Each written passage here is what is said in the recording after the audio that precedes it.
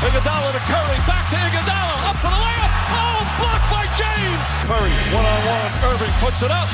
It's good. Kyrie Irving from downtown. The three, steps back, crossover, puts up a three.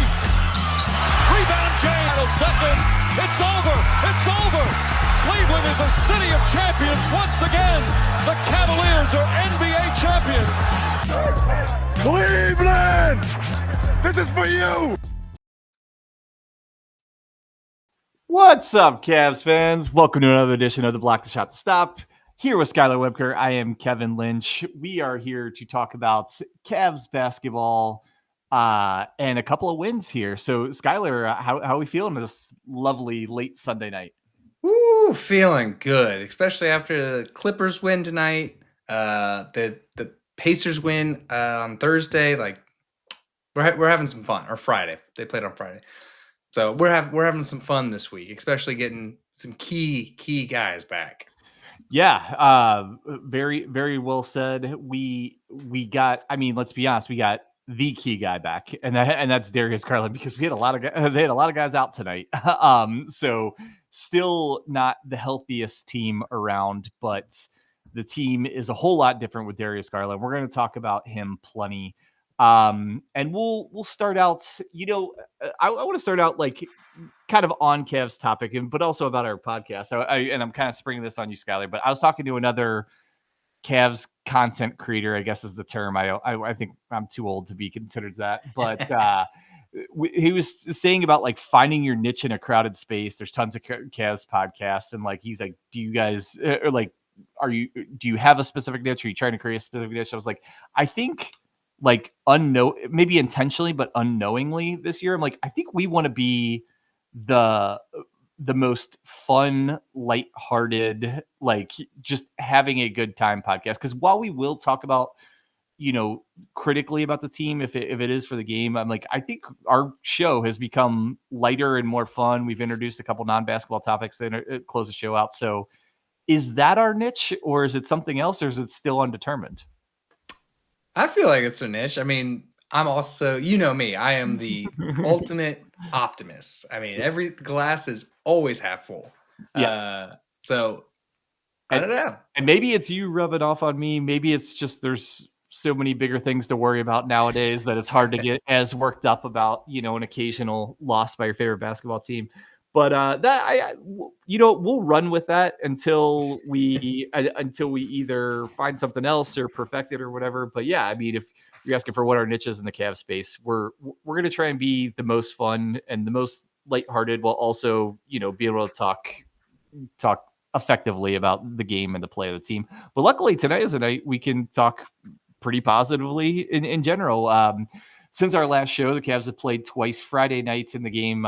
Skylar mentioned 120-109 win against the Indiana Pacers. It was their third cup game, which they are now 2-1 in the cup.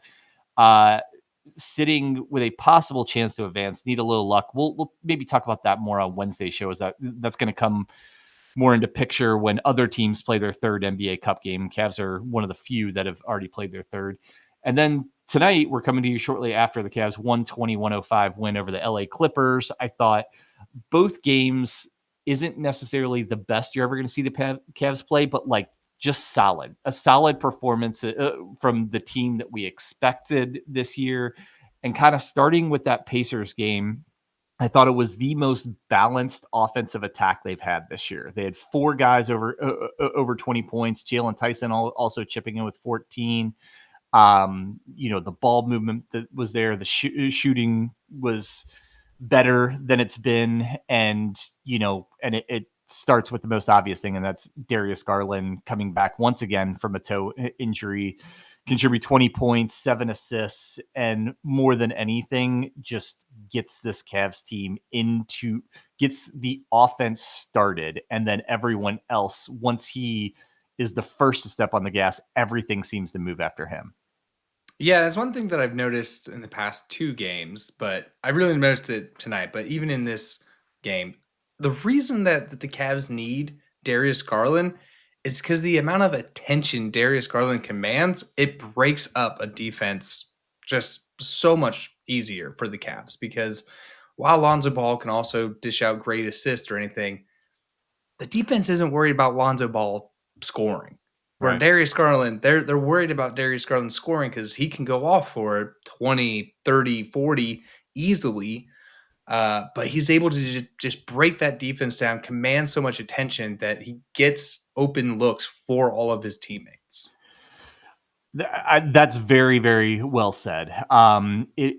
There's something about he puts pressure on the defense from the beginning of the offensive possession. I think, Mhm. right? Like even if it's just these little jab steps, the setup of a pick and roll, like the whether he's penetrating the threat of his shot, because he is on top of everything else one of the Cavs' best 3-point shooters, and so I think the offense just moves quicker from the jump. Well, it seems to take them a long time to get in offensive sets, or they're depending so much on like individual play or a simple pick and roll.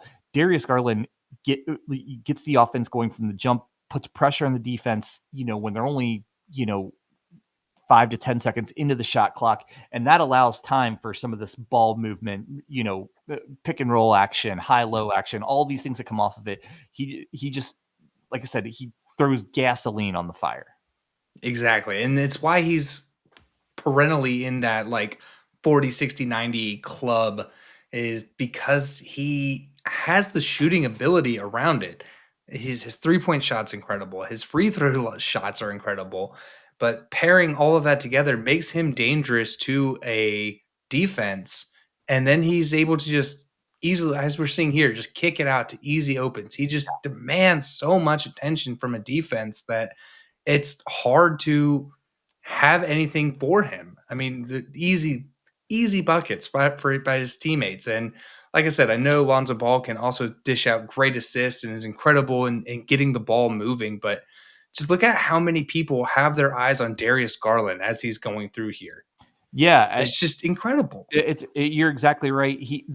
The like I said, the instant pressure on the defense that you've seen him create in some of these clips, and then it leads to just the higher level of shot, the higher quality shot that you're seeing some of here. Jalen Tyson, how much have we talked about the Cavs aren't getting corner threes or any open threes? This was just a ridiculous shot that he made, but he just like I said, is like the engine of this offense, and more than anything, just gets it moving quicker, gets everything moving quicker to where when he's on the floor, you don't see as many. I have to create. There's 5 seconds left on the shot clock. I have to create. The offense has already been moving, and there's either already been a shot or they're kicking it to the right guy at that time to take the open shot.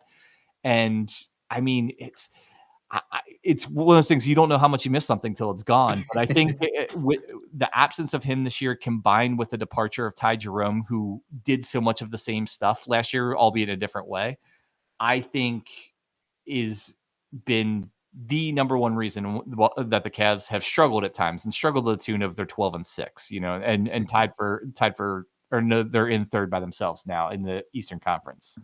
So yeah, I mean, and I think the other thing, which can be a bit of our transition here, is how much better does Evan Mobley look with Darius Garland on the court? Oh, yeah.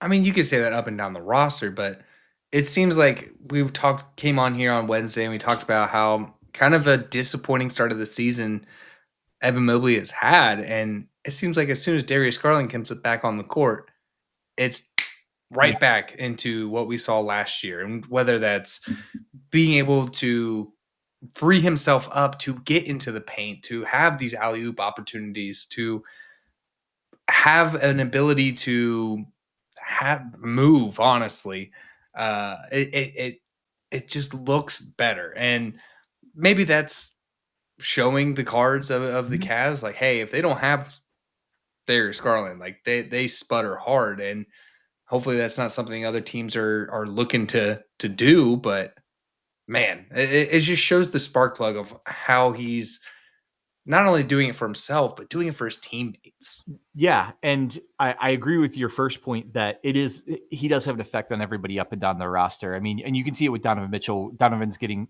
shots easier. He's not working quite as hard for the 30 plus he's averaging every game. But I do think the most impact is on Mobley and Jared Allen, who's been out the last couple of games. So we'll table him for the moment. But one thing I love to see with Evan after all of his struggles this year, like we said, we wanted him to get back to some of the stuff we already know he does well, than the things he is trying to do well or could do well, as far as initiating the offense. Be more of the role man, get him on the move, like get him, let him be a finisher on the offense instead of constantly being the start of the offense. And I love it when a guy is struggling with his shot or struggling with his performance at all. The best thing you can do, take the ball to the basket, right? And in the last 2 games, Evan Mobley's taken 25 shots. Only 3 of them have been 3-pointers. And so much of that, as you saw in the highlights that we put up, is him on rolls out of the pick and roll with Garland, or him diving to the basket when Garland, breaks down the defense. He has, like, I will look this up, but I would be willing to bet the last 2 games are 2 of his highest dunk games of the year, the most dunks he's had in a game, if not the 2 highest. Like so much the way Evan has played the last couple of games, and I think that's a direct product of having Darius back as his running mate on the pick and roll. I think so. And like I said, we could go up and down the roster on that, but even in the clip, I was just watching the clip that you had, but even in that clip, like if you pause it in any one of those plays, look at how many guys are looking at Darius Garland and not at the guy that they're assigned to. Right. Like it's just incredible how he's able to cut it up. And I think a lot of it, like you said, you don't realize you missed something until it's gone, because holy cow, have we missed this? Yeah, I could agree more. And the Pacers game kind of, selling the bullet points of it. Competitive game in the first half, and I actually thought Indiana was playing well. I know they've struggled for a good part of this year, but Siakam and Andrew Nembhard were playing fantastic, and they just couldn't get enough contributions around them. Cavs opened up the game in the third quarter. It was a 20-point game for a lot of it. The Pacers did close the gap to 11 there at the end, but it was a little bit more comfortable victory than maybe it looks on paper. The other thing that I mentioned briefly was Donovan Mitchell, being able to be as effective without quite as much load on him when Darius Garland's out there. To tune of in this Pacers game, he had 32 points, contributed 9 big rebounds. His rebounding has really gone up recently, and I can't even say Donovan's play is better with Darius Garland because he's been so good this year, like virtually every game he's played. But I do think there's something to him being able to be a little more efficient and worry much more about just his offense than having to run the whole team. Yeah, you said it perfectly before, that it's just easier. Yeah, because he looks effortless for Donovan Mitchell now, whether it's the scoring, the rebounding, he's still getting some good assists in there. If I had to put like a bad on this game, it would be the non-offensive contributions from the bench. Yeah. Like it's solely the starters on this. And that's fine to have those every now and then, especially against Indiana. But as we keep saying, like the long-term goal here, the finals. Like it's finals or bust for this team, and you're going to need A to Z contributions in that scoring department. Yeah, and the one thing I will give the bench a little bit of a pass on with Jared Allen out and Sam Merrill out. Jalen Tyson started the game and played phenomenal in his first game back from a concussion. He 14 points and 6 of 7 shooting, contributed 8 rebounds, had a couple of steals. Realized how much you missed that guy. Sam, like I said, Jared and Sam weren't available. The guys who were available, you're right, did not contribute as much in the offensive end. But going back to Jalen there, I mean, this guy, he's just becoming more and more ingrained as, like, I don't know, like a role player doesn't seem significant enough. Like he is a key cog on this team, both offensively and defensively. I would agree. I mean, I think we talk about how he's such an energy guy, but you need that. You need an energy guy, because we've seen how lifeless this team looked with no Darius Garland and no Jalen Tyson. So having that offensive rhythm and that energy, and you just saw how infectious that was. Like Naquan Tomlin plays better with this high energy. Yep. Tyrese Proctor plays better with this high energy. So I think that's kind of the identity of the Cavs this year is having high energy, high effort, Mhm. and hopefully high efficiency to pair along with that. We'll hope that one comes along as we get these guys back. Yeah, and that is what you need when you're not running, at top speed on offense, whether it's because you're in a funk or you have guys injured or whatever the reasons are, you can fill some of that gap with playing better defense, getting more of the 50-50 balls, things like that. And now with kind of the emergence of Naquan Tomlin over these last like handful of games and with the return of Jalen Tyson, you have two of those guys, and there's other guys on the team that can fill that role, but those are the best two guys at the moment suited for it and executing that role. And I get like we speculated on the podcast on a previous show. I think Kenny's going to really lean on those two guys to where he almost has one of the two of them on the floor at all times. Like you actually saw it both in this Indiana game and the game tonight, which we're going to talk about in a second. They're both up over 20 minutes, and they usually aren't on the floor at the same time. So it almost seems like he wants to kind of have one of those guys to provide some of those intangible things that we talked about while he's, along with kind of all the star power that this team has. Yeah, I think so. I think we're going to get a better rotations. I think we'll get tighter rotations once we get some consistency in the health department. I know some guys hop in for a little bit, hop out a little bit as they're dealing with some stuff, and you hope that kind of starts resolving in the just being available all the time. And I know we've talked about it this year, but I'd rather have these injuries now than in June. So. Yeah. And I think we can probably the only real, I guess, if we were going to point to anything bad from the Pacers game was kind of the lack of offensive contribution from the bench. I thought everything else is pretty solid. They out rebounded Indiana by 9. They shot better from the floor, up to 37% from 3, which is more like league average, where they've been shooting below league average. The assists were up to almost 30 in this game. And they even made free throws in this game. So I think really, other than, the bench lack of offensive production, the letting the game get never in doubt, but a little bit closer just because it was a cup game and point differential matters. Like, other than that, I think that, is there anything else maybe bad from this game or want to touch on before we move on to Clippers?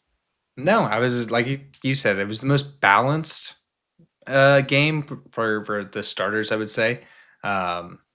And there were still just some great plays and great effort plays, and I love that, especially against a team like Indiana. Right. All right. So let's move on to tonight's game. Again, Cavs beat the Clippers 120-105. The Clippers have struggled quite a bit this year. I think they were 4-10, 4-11 coming into this game. But they did have pretty much all their guys, with the exception of Beasley, Bradley Beal, who's out for the season, but Kawhi played, Zubac played, Harden played, and so no excuses from the Clippers end. But tonight, just the offense continued to look good for long stretches, not the whole game, but for long stretches of the game. The offense was looking better more than it was looking bad. And there's a lot of games that you could say the opposite. Donovan Mitchell, as he is most nights, the headliner, 37 points on 14-22 shooting, another 8 rebounds tonight, another 6 assists. The guy, let's just stop there before we go anywhere else. The guy's out of this world. And I don't know what original statement do you have to say about Donovan Mitchell, about how good he is at basketball? Man. I mean, I think he just brings so much energy when the Cavs get rolling. It's usually because Donovan Mitchell is on a heater and that leads others into performing as well. I mean, we saw it in the third quarter tonight where, they came out a little bit flat, let LA get back into this game, and then he just goes on a tear. Yeah. And I love that. Like he is a Cavalanche himself. Well said. So the one thing I was thinking about with Donovan, which I think is just slightly different, just a couple percentage points higher this year, is previously in his Cavs tenure, while he's always been one of the best scorers in the league, there would be certain nights or certain types of defenders that would make it hard for him to get to the basket, particularly guys that were a little bit bigger than him and just as quick. And he seems like he would maybe get to the basket a little bit less successfully as a percentage, or he'd have to work a lot harder to do it. Like right now, it seems like there isn't a defender in the league that can stay in front of him when he wants. And if anybody can stay in front of him, he has a step back 3-pointer that he is hitting at like a career high rate this year. I mean, he's bordering on like unstoppable most nights. Like you saw the Houston game, they just started blitzing him all the time. And granted, Darius Garland wasn't available in the game, but like it may come to that with a lot of teams that they simply have to just throw 2 defenders at him when he comes across half court. And with the Cavs offense looking better with Darius Garland back and everything, I don't think that's a recipe for success for another defense. No, not if these guys are healthy, because he can easily dump it off to Mobley, to Allen, to Garland. I think there's plenty of shooting on this team to not let that be the way that to win, because or if Sam Merrill's in the lineup with him, I mean, good night. You're not going to be able to defend all of those guys. Right. No, you're right. And then to kind of go along with Mitchell tonight, Evan, once again, for the most part, was very good. 9 of 12 from the floor, contributed 18 points, 10 rebounds, which is rebounding really ticked up lately, which I think is a product of obviously Jared Allen being out, but also if he's more involved and more successful offensively, just naturally you put a little bit more effort into your rebounding. And, if he could just, make league average rate of free throws right now. I don't know what's going on. I heard somebody else say, and I apologize who it was, but they think there is a legitimate hitch in his free throw shot, like there used to be when he was a rookie. And which is probably more a mental confidence thing than anything. But free throw shooting aside, we'll leave that aside since they won tonight. I thought Evan frankly played almost exactly like he did Friday nights and gelled super well with Darius. And honestly, I think he's even better defensively when he's playing this well offensively. I just think, again, it's human nature. He gets more energy and involved on the defensive end when he sees the ball go through the basket a little bit. Yeah, I think he's starting to get his confidence back that was really shaken when, as we've said to it before, where you're told you're going to be the best player, you're told you're going to be the centerpiece of this, and when you start not being that and how much that shakes your confidence, it does look like he's just getting his confidence back in tandem with Garland coming back. I think Garland's putting the confidence back into him.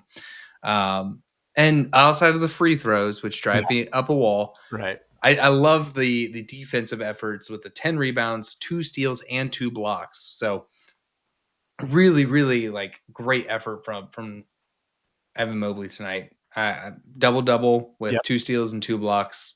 Can't ask for anything better there. Yeah, no, you would definitely take that. A couple of guys we'll mention on DeAndre Hunter. Won't go too deep into him, mostly because he's been very consistent these last 2 or 3 weeks. Well, it felt like his offensive production was maybe a little below par for him or inconsistent. We talked about some of his shot selection stuff earlier in the season. It seems like he's getting right around that 20-point mark, 16 to 22 every night. He's becoming pretty efficient in doing it. So, and I'll highlight a couple other guys that we can go with whoever you talk about. I thought Tyrese Proctor made a huge contribution in the second quarter when the game was very tight, going back and forth. He came in, scored 9 points in just a few minutes time when they were given some rest to Donovan Mitchell. I thought that was really key to kind of maintain the lead there before half. And Naquan Tomlin, again, on a night where Jalen Tyson ended up making some contributions in the fourth quarter, but he got 3 quick fouls in the first half and barely played. They bring in Naquan, and he just fills a lot of that void that Tyson has usually been bringing with all, the defense, the intangible plays. I mean, the counting stats are just like, 8 points, 2 rebounds. I think he had a couple blocks, but he's just a guy you felt his presence out there. So, I took a few. I took Hunter, Proctor, and Tomlin. Any of those three in particular stand out for you tonight? Naquan Tomlin. Yeah. I mean, just he comes in and immediately is felt on the floor. I mean, he gets an easy dunk from Darius Garland, and then on the other end gets a block, sends it up to Proctor, comes back and gets another dunk because he's just running the floor. He's running so hard, and just like you said, you immediately felt his presence on the floor. Yeah, the counting stats. I'll take 8 points on 5 shots. I'll take 2 blocks, a steal, assist, which is crazy. So like I love it. I love the guys that just play like they have nothing to lose. Yeah, and he is a guy along with Jalen and a couple other guys on the team, but I think those two stand out the most. That you have to watch them play to know their true impact in the game more than the stat sheet. That being said, they're putting up good stats a lot of times now. They're both contributing more than you would think offensively and stuff, but like they are while there's other guys, especially the more offensive minded players, that you can kind of get a pretty good feel of the game they had just from the stat sheet. He's a guy you have to see play to see the real impact that he's making on the game. And I don't know, man. They're kind of their own, like, two-headed monster. Role player. I want to come up with a better term for what they are than role player, but he's taking closer and closer steps to like putting his name in pen in the rotation instead of, a hard pressed pencil right now. Speaking of rotations, I think this is got to be goofiest rotation of the year from Kenny Atkinson. Who you got? It was Darius Garland, Tyrese Proctor, Naquan Tomlin, Larry Nance. That was the goofiest lineup I think I've ever seen of those guys. And it was still humming. The offense was still humming because Darius Garland was slinging the ball. But when that lineup was out there, I was like, and it was against their starters. It was against Kawhi, Harden, Zubac. Like, it was their starters. And then our, like, Darius Garland and, I don't want to say third stringers, but kind of just bench guys. It was really, really goofy to me. Yeah, no, because of the injuries and some of the ineffectiveness, you've seen some lineups I think you never thought you would see from this Cavs team. I never thought I would see Tomlin starting as the small forward next to Jared Allen and Evan Mobley, and then Hunter as the 2 guard. I thought that was a very goofy starting lineup. I do like to look and call this out, but like the starters were +5 tonight. Their best lineup tonight actually included Jalen Tyson and Naquan Tomlin played 3 minutes together. They're on the floor together for 3 minutes, and it was their best plus-minus lineup. It was Tomlin, Tyson, Dean Wade, Mitchell, and Mobley in just over 3 minutes. They were +9. So I because of kind of what you said, seeing some goofy lineups, some lineups you never thought you would see, the injuries, I've been looking more into lineups and seeing which ones are effective or not. And I thought that was interesting because I do believe Kenny doesn't necessarily want to play Tomlin and Tyson at the same time very much, just because of some of the offensive limitations that could be, and because they balance each other so well when they kind of share a rotation basically. But I thought it was interesting in the very brief time that they were on the court together, obviously with Mitchell and Mobley, it was the best lineup they had tonight. You're gonna have to tell me what the plus minus on the lineup with Travers, Garland, Proctor, I don't Naquan Tomlin, and Larry Nance was. I don't have that. When it was Thomas Bryant instead of Larry Nance, they were -2 in 2.5 minutes. But courtesy of Pivot Fade, as I mentioned last episode. So, all right, well, good 2-game stretch to kind of, I think, tomorrow. No, the homestand. They play tomorrow in Toronto. Yeah, tonight did close out the homestand, so they're off to Toronto tonight. We'll do a brief preview for that game. So they've already played the Raptors twice, double-digit losses both time. First one was on Halloween. The last one was was about 10 days ago, I think. Both games, the first Raptors game was a game that Mobley was like the only starter that played between injuries, and that was one of the 2 games Donovan Mitchell's missed. And so you kind of threw away that game.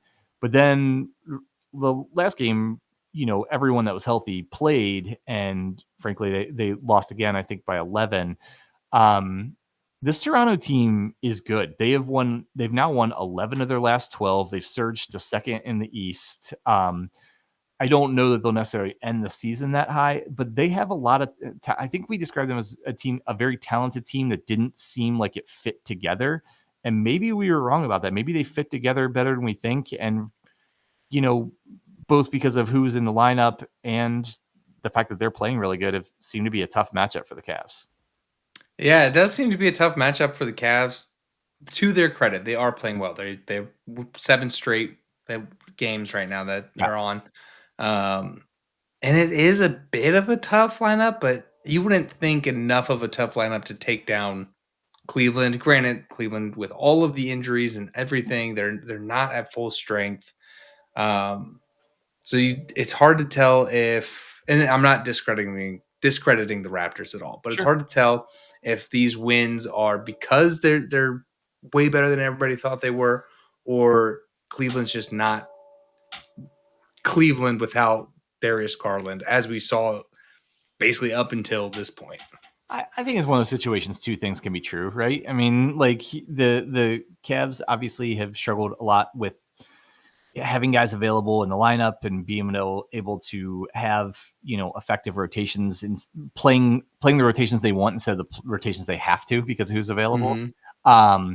I also think not only is this Toronto team playing very good, but they are the demographic of a team that the Cavs have frankly struggled against the last few years. The Atlanta Hawks, the Indiana Pacers, we just saw last night, the Houston Rockets, these teams that are super long, super athletic, Scotty Barnes, Brandon Ingram, RJ Barrett, they having those 3 guys start. I mean, they're a very skilled, bigger team, and those are kind of lineups that the Cavs again traditionally struggled with. It's the reason that is the reason they traded for DeAndre Hunter at the trade deadline last year, was to have a guy that could match up in those kind of lineups.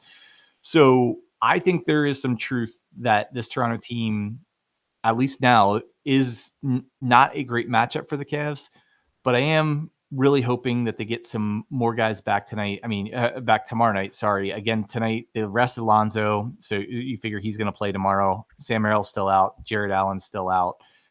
Craig Porter Jr. apparently has a hamstring injury. I don't know if that's serious. It's going to keep him out any significant time or just precautionary tonight. But, we'll definitely have to see tomorrow leading up to game time who's going to be available. Are they going to play Darius on a back-to-back when he's just coming back? I think there's a possibility they could rest him. So, it'll be an interesting game, and you certainly would love to beat any team that has already beaten you twice this year, just to get a little pride in and calm them down a little bit. Yeah, for sure. I think we'll see what who's available, and I do think having Garland back will help tremendously, and we'll see. We'll see where it's early in the season. We'll see if Toronto is real or not. And I'm excited. I'm excited to get to watch this game and hopefully win. Yep. Nope. I get you. All right. Well, really good stretch here. Homestand, had a couple of precarious moments to it, but they end up 4-2 on it. Realistically, you take that. You take that all day. They have a back-to-back with Toronto, but then they get several days off. So we'll be back Wednesday night to to preview the Toronto game. But before we do get out of here, we're going to close it with our Sunday night segments. Put one nice thing on the internet. Too much of what we see on the internet is all bad. So we like to just say one very nice thing that we either encountered ourselves or a story that we heard about. So Skylar, you got anything for us tonight? Yeah, I will go with myself. Friday night, had my sister came over and watched her son, and me and Devin got to get out and get some much needed one-on-one time and date night type thing. And it's easy to let that fall to the wayside or forget about that kind of stuff. But every time that we do, it's like just refreshing for sure. Just getting out of the monotonous day to day and remembering like, oh yeah, like we like each other, or we like spending time with each other. So I would say that's the nice thing is having good family and or even just a babysitter in general, and getting out there to have a good night with your spouse. And yeah, it wasn't all that long. Just went to dinner, got a drink, came home, and it was just refreshing, and to say the least. No, that's great, man. It is. It's important to remember your marriage every now and again when you have young kids, because it's easy to day-to-day monotony. I have one very nice thing. A story that just happened to me this morning. I was traveling to Cincinnati to celebrate my parents' 50th anniversary. I just took the older of my two daughters, and this morning I'm travel a lot for work. I'm a very regimented traveler, but we were only going to be there 24 hours. So I grabbed a different bag, and I'm going through my bag, and I don't have my contact lenses. And I was like, it's okay. I always keep an emergency pair in my car, go to the car. It's not there. I don't have any contact lenses, and I have to drive 5 hours home. And I am not blessed enough with eyesight to be able to do that without contact lenses. So I call, I'll name them. There's two optical places that I've gone to and have prescriptions with, Costco and Target. Neither of them will help me. A lot are closed on Sundays. The ones that are, they won't give me or let me even buy another pair. So we went to an eye doctor place just randomly because they happen to be open. I went in and I was telling people my situation. Look, I have a valid prescription. Can I just buy a box of contact lenses? And they were kind of going to say, sorry, we can't help you. We don't have those specific ones in stock. And the doctor came out. Her name was Dr. Blackman, and she's like, and she heard me, I guess, overheard me explain my situation. She's like, hey, come with me. She's like, what do you wear? And I told her and was talking to her. She went and got me a bunch of trial pairs to try on, let me keep them. And it was like, she's like, as long as you have a valid prescription, I'm not going to like make you go blind, basically. And and just showed me a lot of kindness. Like, there's nothing better than someone showing you kindness when you really need it, when you're in a vulnerable moment. Like, I can't get home. Like, my other option is to have, overnight shipped something to me, but I'm still going to be there an extra day. My daughter has school tomorrow. Yeah. And so she not only went out of her way, showed me kindness when she didn't have to, but then like I asked her at the end, I was like, one more question. Like, tell me, a charity or anything you're passionate about. I'd love to make a donation in your name, because I can't tell you how much I appreciate what you did. And she just like, she grabbed my hand. She's like, there's so many people that need kindness right now. Just show it to somebody. And it honestly, again, like when people kind of just go out of your way to show you kindness for no other reason to just be kind, like, it's frankly inspiring to me. And I thank you so much, Dr. Blackman. If you need an eye doctor in the Cincinnati area, send us a DM. I will send you all of her information. I actually looked up her reviews, which are raving, and I see why. And she was the absolute best, and I couldn't appreciate her more. Oh, that's awesome, dude. That's so inspiring. Yeah, no, I again, there's nothing worse than being in a vulnerable situation. You can't help yourself, and somebody else shows you the kindness to help you. And that's what I unfortunately was in today from my own mistake.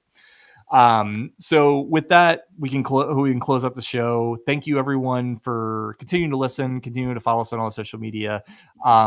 Just a reminder, we're still in November. We're still trying to up our downloads as much as possible, because all the money that we raise this month is going to be donated to the Cleveland Food Clinic. Speaking of helping people that need them, I mean, we want to try and do that this month. So if there's any old episodes you haven't listened to in a while, please go back, listen to them, download them, so we can up that donation as much as possible.